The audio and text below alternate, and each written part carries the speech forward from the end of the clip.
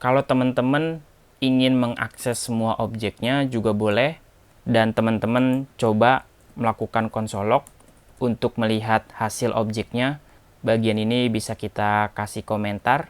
Yang kita lakukan adalah melakukan console log dan melihat informasi objeknya. Kita save, kita akses URL about-nya, kita refresh. Nah, sekarang kita punya informasi yang banyak sekali dan dia ditampilkan di layar terminalnya. Tentu informasi ini banyak sekali dan susah kita baca, tapi kalau kita lihat di bagian dokumentasinya, salah satu yang kita ingin pakai adalah mengakses objek view. Jadi kita bisa ekstrak salah satu objeknya dan kita akan akses si view-nya. Si objek view ini untuk melakukan render template about-nya, seperti yang kita lakukan sebelumnya. Tidak hanya view, kalian pun bisa mengakses informasi yang berkaitan dengan request dan respon. Teman-teman bisa tambahkan parameter berikutnya yang dipisahkan dengan koma.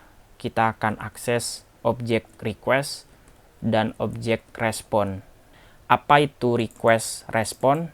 Jadi request respon ini merupakan objek permintaan HTTP server yang menjelaskan input dan output. Bagaimana ketika user mengirimkan sesuatu dari klien ke server, dan itu yang dinamakan request. Jadi semua informasi mengenai header dan juga body input form, kalian bisa akses melalui objek request-nya, lalu diikuti dengan nama metodenya.